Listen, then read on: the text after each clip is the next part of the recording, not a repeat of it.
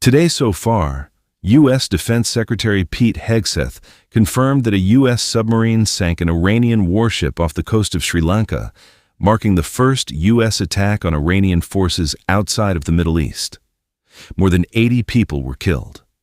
In a press briefing at the Pentagon, Hegseth declared that America is winning and suggested that in under a week, the U.S. and Israel will have complete control of Iranian skies. Hegseth said the U.S. is able to continue the military action against Iran for as long as we need to, saying Iran can no longer shoot the volume of missiles they once did. Hegseth also said the leader of the Iranian covert unit that planned to assassinate Trump in 2024 had been killed in the strikes. Dan Kane, the chair of the Joint Chiefs of Staff, who also spoke at the briefing, said more than 20 Iranian naval vessels have been destroyed and that the U.S. has effectively neutralized Iran's major naval presence.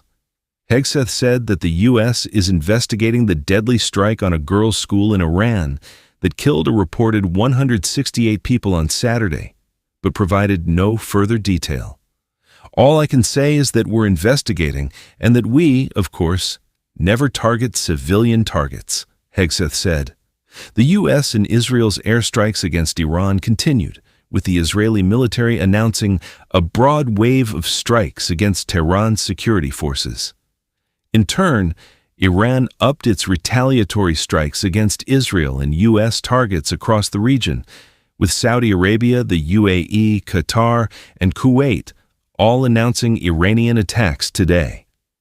Lebanon's health ministry said on Wednesday that Israeli strikes on 2 towns south of Beirut killed 6 people and wounded 8. Aramoun and Saadiyat are both towns outside Hezbollah's traditional strongholds. Meanwhile, the Israeli military issued an urgent warning to residents of a large swathe of southern Lebanon, urging them to evacuate to the north of the Litani River. At least 30,000 people have been displaced in Lebanon, according to the UN, after heavy Israeli airstrikes. Clerics in Iran said they were close to choosing a successor to the supreme leader, Ayatollah Ali Khamenei, according to state media. It has been widely suggested that his second son, Mujtaba Khamenei, could replace him.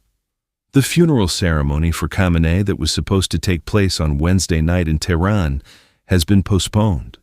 State media, citing officials, reported that the funeral was delayed to allow time for expanded infrastructure because of overwhelming demand.